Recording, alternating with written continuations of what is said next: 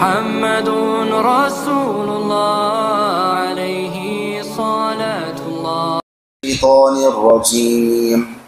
بسم الله الرحمن الرحيم. يا أيها الذين آمنوا لا يحل لكم أن ترثوا النساء كرها ولا تعضلوهن لتذهبوا ببعض ما آتيتموهن إلا أن يأتين بفاحشة مبينة وعاشروهن بالمعروف فإن كرهتموهن فعسى أن تكرهوا شيئا ويجعل الله فيه خيرا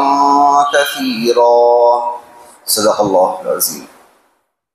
اے ایمان والو، تمہارے لیے حلال نہیں کہ تم زبردستی عورتوں کے وارث بن جاؤ، اور تم ان کو اس واسطے روکے مت رکھو کہ جو تم نے ان کو دیا ہے اس میں سے کچھ لے لو، مگر یہ کہ وہ صریح بے حیائی کا ارتکاب کر بیٹھیں اور اچھے طریقے پر ان کے ساتھ زندگی گزارو. اور اگر کوئی ان کی تمہاری بات تمہیں ناپسند آئے تو ہو سکتا ہے کہ جو تمہیں ناپسند ہو اللہ تبارک و تعالیٰ نے اس میں تمہارے لیے خیر کثیر رکھ دی ہو. یہ قرآن مجید کی تیسری صورت سورہ نساء کی آیت نمبر 19 ہے، اور جو قرآن مجید کی وہ آیت نمبر 19 ہے جس میں اللہ تبارک و تعالیٰ نے یا ایھا الذین آمنوا کہہ کر ایمان والوں کو بلا واسطہ مخاطب فرمایا ہے. اس آیت مبارکہ کے اندر اللہ تبارک و تعالیٰ نے عورتوں کے حقوق کو بیان فرمایا ہے اور عورتوں کے ساتھ حسن سلوک کرنے کا حکم دیا ہے. اس آیت مبارکہ کے اندر اللہ تبارک و تعالیٰ نے زمانہ جاہلیت کی شکلوں کو اور صورتوں کو بیان فرمایا ہے کہ زمانہ جاہلیت کے اندر عورتوں کے ساتھ کیسا سلوک کیا جاتا تھا. اسلام نے آ کر عورتوں کے ساتھ حسن سلوک کرنے کا حکم دیا ہے. اللہ تبارک و تعالیٰ نے اس آیت مبارکہ کے اندر جو ظلم و زیادتی عورتوں پر کی جاتی تھی اللہ تبارک و تعالیٰ نے اس کی نشاندہی بیان فرمائی ہے اور وہ کرنے سے منع فرمایا ہے. ہوتا یہ تھا کہ عورتوں کو زبردستی ان کے شوہروں کے انتقال کے بعد ان کو اپنا وارث سمجھتے تھے. یعنی کہ کسی عورت کا شوہر اگر مر جائے تو اس کی جو ورثاء ہیں وہ یہ سمجھتے تھے کہ یہ بھی مال وراثت ہے، یعنی کہ جو عورت ہے وہ بھی مال وراثت ہے، ہم جہاں چاہیں اس کا نکاح کر دیں اور نکاح کے بدلے میں جو مہر آئے گا وہ اس کو کھا جاتے تھے، یا پھر یہ کہ اس کو وہ بیچ دیتے تھے اور اس سے قیمت لیتے تھے. تو اس طریقے سے وہ لوگ کیا کرتے تھے. اور اللہ تبارک و تعالیٰ نے فرمایا ہے کہ بعض لوگ ایسے بھی تھے کہ جو عورتوں کا مہر ان کو نہیں دیتے تھے اور ان کو یہ کہتے تھے کہ اگر تم مہر چاہتی ہو، اگر تمہیں مہر ہونا ہے تو تم یہیں پر پڑی رہو، اگر تم یہ چاہتی ہو کہ تم یہاں سے چلی جاؤ. ان پر ظلم کیا کرتے تھے. جب عورت ظلم کرنے سے روکتی تھی تو کہتے تھے کہ میں تم پر ظلم نہیں کروں گا، اس کے بدلے میں تم مجھے مہر معاف کر دو، تم مہر معاف کرو گی تو میں ظلم نہیں کروں گا. تو اس طریقے سے وہ لوگ کیا کرتے تھے اور عورتوں کے حقوق کو اور ان کے مال وراثت کو غصب کیا کرتے تھے. یعنی کہ اگر کسی عورت کا شوہر اگر مر جائے اور اس کے شوہر کی کچھ وراثت ہو، کچھ مال ہو، اور جو اس کے بھائی ہیں، چھوٹے بھائی، بڑے بھائی، وہ اس کا سارا مال وہ ہڑپ کر جاتے تھے، جس کو ہمارے زمانے میں دیور اور جیٹ کہا جاتا ہے. جو دیور ہوتے تھے، جو جیٹ ہوتے تھے، وہ سارا مال عورت کا ہڑپ کر جاتے تھے، بیوہ کا مال ہڑپ کر جاتے تھے. تو اللہ تبارک و تعالیٰ نے ایسا کرنے سے منع فرمایا ہے اور عورتوں کا جو مہر ہے ان کو دینے کا حکم دیا ہے. اور اللہ تبارک و تعالیٰ نے عورتوں پر ظلم کرنے سے منع فرمایا ہے. آج ہمارے زمانے میں بھی ایسا ہوتا ہے کہ عورت جب یہ گھر آتی ہے، آنے کے بعد اس پر ظلم کیا جاتا ہے اور اس کو ستایا جاتا ہے، اور جب وہ اس کا حق جو اس کا مہر ہے اس کو نہیں دیا جاتا، اور جب وہ انتقال کر جاتا ہے، انتقال کرنے کے بعد اس کے جو ورثاء ہیں، اس کے خاندان والے ہیں، عورت کے پاس آتے ہیں اور آ کر کہتے ہیں کہ تم اپنا حق مہر معاف کر دو، حق مہر معاف کر دو. پہلی بات تو یہ ہے کہ شادیوں کے وقت اپنی شیخی بگھارنے کے لیے، اپنا نام بڑھانے کے لیے زیادہ مقدار میں، زیادہ قیمت پر اور زیادہ مہر لکھوا دیتے ہیں کہ کوئی 1 لاکھ لکھوا رہا ہے، کوئی 10 لاکھ لکھوا رہا ہے، حالانکہ اس کو ادا کرنے کی ان کی کوئی طاقت نہیں ہوتی اور نہ وہ ادا کرتے ہیں۔ اور جب وہ انتقال کر جاتے ہیں تو ان کے ورثاء عورت کے پاس آتے ہیں اور آ کر کہتے ہیں بیوی سے کہ تم اپنا حق معاف کر دو، جب تک تم حق معاف نہیں کرو گی ان کو آرام نہیں ملے گا۔ تو جو کام ہم نہیں کر سکتے تو انسان کو چاہیے کہ وہ کام نہ کرے۔ اور اسی طریقے سے اللہ تبارک و تعالیٰ نے فرمایا ہے الا ان یاتینا بفاحشۃ مبینہ، مگر یہ کہ عورت کوئی اگر صریح بے حیائی کا کام کر دے، بے حیائی سے مراد مفسرین کرام فرماتے ہیں کہ عورت اگر بد زبان ہے، عورت اگر بد اخلاق ہے، عورت اگر زنا کا کام کر دے تو پھر شوہر کو اختیار ہے کہ شوہر جو اس کو مہر دیا ہے وہ اس سے واپس لے لے اور اس کو طلاق دے دے۔ لیکن علماء کرام فرماتے ہیں کہ یہ جو حکم نازل ہوا ہے یہ شروع زمانے میں نازل ہوا تھا، جب اللہ تبارک و تعالیٰ نے زنا کی حد کا حکم نازل فرمایا تو جو پہلے والا جو حکم تھا یہ بھی اب منسوخ ہو چکا ہے، یعنی کہ ہر حالت میں اللہ تبارک و تعالیٰ نے عورت کے ساتھ حسن سلوک کرنے کا اللہ تبارک و تعالیٰ نے حکم دیا ہے۔ اور پیارے نبی صلی اللہ علیہ وسلم نے بارہا اپنے ارشادات کے ذریعے سے یہ تعلیم دی ہے کہ عورتوں کے ساتھ اچھے اخلاق سے پیش آؤ۔ اور اللہ کے نبی صلی اللہ علیہ وسلم نے فرمایا ہے کہ حضرت عائشہ رضی اللہ تعالیٰ عنہا سے روایت ہے کہ پیارے نبی صلی اللہ علیہ وسلم نے فرمایا کامل ترین ایمان والوں میں وہ لوگ ہیں جو اپنی بیویوں کے ساتھ اچھا برتاؤ کریں، ان کے ساتھ نرم برتاؤ کریں، ان کے ساتھ حسن سلوک سے پیش آئیں۔ اللہ کے نبی صلی اللہ علیہ وسلم کی حدیث مبارکہ ہے۔ اور ایک موقع پر اللہ کے نبی صلی اللہ علیہ وسلم نے فرمایا کہ کامل ترین ایمان والوں میں وہ لوگ ہیں جس کے اخلاق سب سے اچھے ہوں، جس کے اخلاق سب سے اچھے ہوں، اور سب سے بہتر وہ لوگ ہیں جو نرمی کریں اپنی بیویوں پر، اپنی بیویوں کے ساتھ نرمی سے پیش آئیں۔ اور ایک موقع پر اللہ کے نبی صلی اللہ علیہ وسلم نے فرمایا مجھے تعجب ہوتا ہے ان لوگوں پر جو غلاموں کو خرید کر آزاد کر دیتے ہیں، جو غلاموں کو خرید کر آزاد کر دیتے ہیں اور اپنے اخلاق کے ذریعے سے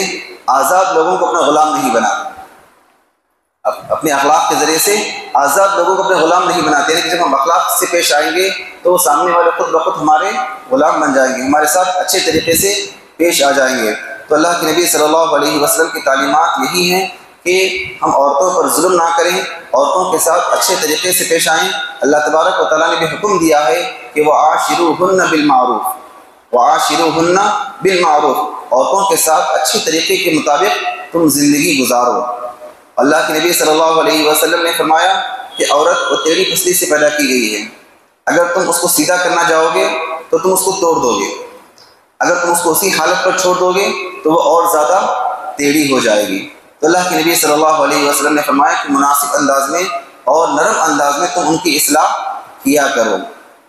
لیکن آج کے زمانے میں جو عورتوں پر جو ظلم ہوتا ہے اسلام اس کی ہرگز اجازت نہیں دیتا۔ جو شوہر عورت کو مارنے میں اپنی بہادری سمجھتا ہے، یاد رکھیے عورت پر ہاتھ اٹھانا یہ سب سے بڑی بزدلی کی علامت ہے، اسلام اس کی اجازت ہرگز نہیں دیتا۔ اور آگے اللہ تبارک و تعالیٰ نے فرمایا فَإِن كَرِهْتُمُوهُنَّ فَعَسَىٰ، اگر کوئی عورت کی بات تمہیں ناپسند لگے، عورت کی کوئی بات اگر تمہیں ناپسند لگے تو جو چیز تمہیں ناپسند لگ رہی ہو سکتا ہے اللہ تبارک و تعالیٰ نے اس میں تمہارے لیے خیر کثیر رکھ دیا ہو۔ انسان بعض دفعہ ایسا ہوتا ہے کہ ظاہری طور پر انسان کو وہ چیز بری لگتی ہے لیکن وہ اس کے حق میں بہتر ہوتی ہے، وہ اس کے حق میں بہتر ہوتی ہے۔ تو انسان کے حق میں کیا بہتر ہے اور کیا برا ہے یہ انسان کو بنانے والا انسان سے بہتر جانتا ہے۔ تو عورت کی کوئی بات اگر ہمیں ناپسند لگے تو ہو سکتا ہے کہ اس کی کوئی اچھی بات تمہیں پسند آ جائے، تو ایک چیز کو تم بنیاد بنا کر عورت پر ظلم کرنا یہ ہرگز انصاف کے مطابق نہیں ہے، یہ ہرگز انصاف کے مطابق نہیں ہے۔ کسی کہنے والے نے کیا مثال سے کیا خوب دیا ہے، کیا خوب مثال دی ہے کہ تم جب دودھ لینے کے لیے دودھ کے مقصد سے جب تم گائے خریدتے ہو دودھ کے مقصد سے جب وہ دودھ دیتی ہے تو ساتھ ہی ساتھ وہ گوبر بھی دیتی ہے، وہ ساتھ ہی ساتھ گوبر بھی دیتی ہے۔ اگر تم یہ سوچنے لگو کہ یہ گوبر دے گی لہٰذا میں اس کو اپنے پاس نہیں رکھوں گا، یہ سراسر بے عقلی کی بات ہے، یہ سراسر جہالت کی بات ہے۔ تو انسان کے اندر کچھ کمیاں بھی ہوتی ہیں، کچھ اچھائیاں بھی ہوتی ہیں۔ کچھ خوبیاں بھی ہوتی ہیں، کچھ خامیاں بھی ہوتی ہیں۔ اگر تمہیں کوئی ایک چیز ناپسند لگ رہی ہو تو ہو سکتا ہے کوئی دوسری چیز تمہیں پسند آ جائے، اور اگر تم کسی ایک وجہ سے، کسی ایک خصلت کی وجہ سے تم اس سے ناراض ہو جاؤ تو اس کی دوسری اچھی خصلتوں کو بھی دیکھو کہ وہ تمہارے ساتھ حسن سلوک سے پیش آ رہی ہے، وہ تمہاری مال کی، وہ تمہاری عزت کی حفاظت کر رہی ہے، اور تمہارے بچوں کی اچھی تربیت کر رہی ہے۔ اتنے سارے اچھے صفات اس کے اندر ہیں۔ آج کل ہوتا کیا ہے کہ ایک واقعہ سننے کو ملا کہ ایک عورت پر بہت زیادہ ظلم اس کا شوہر کیا کرتا تھا، بہت زیادہ ظلم اس کا شوہر کیا کرتا تھا۔ جب اس کے شوہر سے پوچھا گیا کہ تم اپنی عورت پر اتنا ظلم کیوں کرتے ہو، تو وہ عورت کہنے لگی کہ وہ شوہر کہنے لگا کہ میری عورت کالی ہے، میری عورت کالی ہے اس لیے میں اس پر ظلم کرتا ہوں، اور میرے جو دوست ہے اس کی جو بیوی ہے بہت خوبصورت ہے، میرے دوست کی بیوی بہت خوبصورت ہے اور میری بیوی وہ کالی ہے۔ کچھ دنوں کے بعد ایسا ہوا کہ اس کے جو شوہر، اس کا جو دوست تھا، اس کی جو بیوی تھی وہ کسی اور کے ساتھ فرار ہو گئی۔ اب اس کا جو دوست تھا اپنی بیوی کے غم میں وہ پاگل ہو گیا اور مارے گلی کوچوں میں پھرنے لگا، تو اس کو اپنی بیوی کی قدر و قیمت معلوم ہوئی اور اس کے ساتھ وہ اچھا سلوک کرنا شروع کر دیا۔ تو بعض دفعہ ایسا ہوتا ہے کہ اللہ تبارک و تعالیٰ نے ہمارے لیے جو بہتر ہوتا ہے وہی ہمیں اللہ تبارک و تعالیٰ عطا فرماتے ہیں، لیکن انسان اس کو سمجھتا نہیں ہے، اور انسان یہ سمجھتا ہے کہ یہ میرے ساتھ کیا ہو گیا، یہ میرے ساتھ تو بہت برا ہو گیا۔ تو عورت کے ساتھ اچھا سلوک کرنے کا اللہ تبارک و تعالیٰ نے حکم دیا ہے۔ ایک واقعہ کتابوں کے اندر ملتا ہے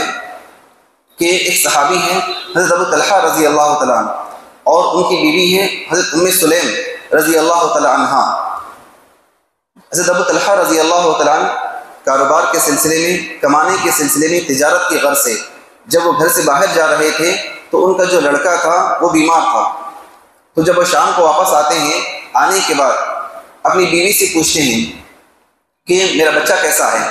تو ان کی بیوی کہتی ہے کہ پہلے سے زیادہ پرسکون حالت میں ہے، حالانکہ ان کا بچہ انتقال کر جاتا ہے، لیکن بیوی اظہار نہیں کرتی، بیوی صبر کا مظاہرہ کرتی ہے کہ میرا شوہر سارا دن باہر رہا اور سارا دن محنت کیا، سارا دن مزدوری کیا، اگر شام کو اگر آنے کے بعد میں آتے ہی اس کو بری خبر سنا دوں تو وہ اور زیادہ پریشان ہو جائے گا، وہ اور زیادہ تکلیف میں مبتلا ہو جائے گا۔ لہٰذا بیوی صبر کا مظاہرہ کرتی ہے اور یہ کہتی ہے کہ وہ پہلے سے بہتر حالت میں ہے اور اچھے طریقے سے بناؤ سنگار کرتی ہے، اچھے طریقے سے اپنے آپ کو سنوارتی ہے اور شوہر کے سامنے گرم گرم کھانا پیش کرتی ہے۔ شوہر کھانے سے فارغ ہو جاتے ہیں، فارغ ہونے کے بعد دونوں ایک ساتھ سوتے ہیں اور ہم بستری کرتے ہیں، اور ہم بستری کرنے کے بعد جب بیوی یہ دیکھتی ہے کہ شوہر مکمل سکون میں ہے، مکمل اطمینان کی حالت میں ہے، تو بیوی یہ کہتی ہے کہ میں آپ سے ایک سوال کرنا چاہتی ہوں۔ تو حضرت ابو طلحہ رضی اللہ تعالیٰ عنہ کہتے ہیں کہ کیا بات ہے، کیا سوال ہے؟ تو بیوی کہتی ہے کہ اگر آپ کے پاس کوئی شخص امانت کے طور پر کوئی چیز رکھوا دے اور جب وہ مانگنے کے واسطے تمہارے پاس آئے اور تم اس کو روکے رکھو، کیا یہ بات صحیح ہے؟ تو شوہر کہتا ہے کہ نہیں، یہ بات تو صحیح نہیں ہے، جس کی امانت ہے اس کو واپس کر دینا چاہیے۔ تو بیوی کہتی ہے کہ پھر تو صبر کر لو، اللہ تبارک و تعالیٰ نے جو امانت بچے کی شکل میں ہمیں دی تھی، اللہ تبارک و تعالیٰ نے وہ امانت واپس لے لی۔ تو یہ بات جیسے ہی ان کی بیوی کہتی ہے، ان کو غصہ آ جاتا ہے، ان کو غصہ آ جاتا ہے کہ تو نے مجھے بتایا کیوں نہیں؟ میرا بچہ گھر میں مرا پڑا ہوا ہے اور میں اچھے مزے سے کھانا کھا رہا ہوں اور تیرے ساتھ لطف اندوز ہو رہا ہوں، یہ کیسا ہو سکتا ہے؟ تو نے مجھے بتایا کیوں نہیں؟ تو صبح حضرت ابو طلحہ رضی اللہ تعالیٰ عنہ اللہ کے نبی صلی اللہ علیہ وسلم کی خدمت میں جاتے ہیں اور رات کا سارا واقعہ بیان کرتے ہیں۔ اللہ کے نبی صلی اللہ علیہ وسلم پوچھتے ہیں کیا تو نے رات کو ہم بستری کی تھی؟ حضرت ابو طلحہ رضی اللہ عنہ کہتے ہیں کہ ہاں، میں نے رات کو ہم بستری کی تھی۔ تو اللہ کے نبی صلی اللہ علیہ وسلم برکت کی دعا فرماتے ہیں، برکت کی دعا فرماتے ہیں۔ چنانچہ حضرت ابو طلحہ رضی اللہ تعالیٰ عنہ گھر آتے ہیں اور آ کر اپنے بچے کو دفناتے ہیں، اور کتابوں کے اندر لکھا ملتا ہے کہ کچھ دنوں کے بعد وہ حاملہ ہو جاتی ہیں اور ایک لڑکے کو جنم دیتی ہیں، ایک لڑکے کو پیدا کرتی ہیں۔ حضرت ابو طلحہ رضی اللہ تعالیٰ عنہ اس لڑکے کو لے کر پیارے نبی صلی اللہ علیہ وسلم کی خدمت میں آتے ہیں۔ اللہ کے نبی صلی اللہ علیہ وسلم پوچھتے ہیں کیا اس کے ساتھ کچھ اور بھی لائے ہو؟ حضرت ابو طلحہ رضی اللہ تعالیٰ عنہ کہتے ہیں کہ کھجور لایا ہوں۔ اللہ کے نبی صلی اللہ علیہ وسلم وہ کھجور اپنے منہ میں چباتے ہیں اور اس بچے کے منہ میں رکھ دیتے ہیں۔ اس کو تحنیک کہتے ہیں اسلام کے اندر، کہ کسی بزرگوں سے پہلا جو بچے کے پیٹ کے اندر جائے وہ کسی بزرگ کی تھوک کا اثر اس کے اندر پیٹ کے اندر جائے گا تو بچے کے اندر بھی اچھے صفات پیدا ہوں گے۔ تو صحابہ کرام تحریک کی غرض سے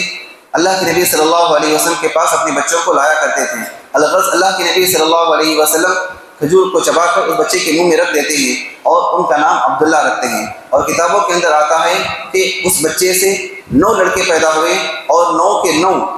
حافظ قرآن تھے، عالم دین تھے۔ اور یہ جو کچھ بھی ہوا کس کی وجہ سے ہوا؟ عورت کے صبر کی وجہ سے ہوا۔ بیوی نے صبر کیا،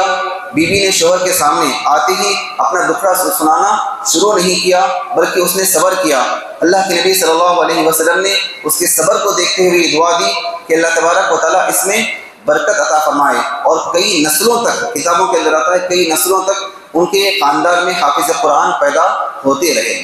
تو کوئی چیز ہمیں بظاہر عورت کی اگر ناپسند آ جائے تو ہو سکتا ہے کہ اللہ تبارک و تعالیٰ نے اس میں ہمارے لیے خیر کثیر رکھ دی ہو، ہم آگے کے بارے میں نہیں جانتے، ہم مستقبل کے بارے میں نہیں جانتے، ہم اپنے بارے میں اتنا نہیں جانتے جتنا اللہ تبارک و تعالیٰ ہمارے بارے میں جانتے ہیں۔ تو انسان کو چاہیے کہ وہ ہر حال میں اللہ تبارک و تعالیٰ سے راضی رہے اور ہر حال میں عورتوں کے ساتھ حسن سلوک سے پیش آئے، عورتوں پر ظلم ہرگز نہ کرے، عورتوں کو ہرگز نہ مارے، اور ان کے ساتھ اچھے طریقے سے نرم انداز میں ان کے ساتھ زندگی گزارے۔ دعا کیجیے کہ اللہ تبارک و تعالیٰ ان تمام کہی باتوں پر مجھے عمل کرنے کی توفیق عطا فرمائے۔ آمین وما توفیق الا باللہ۔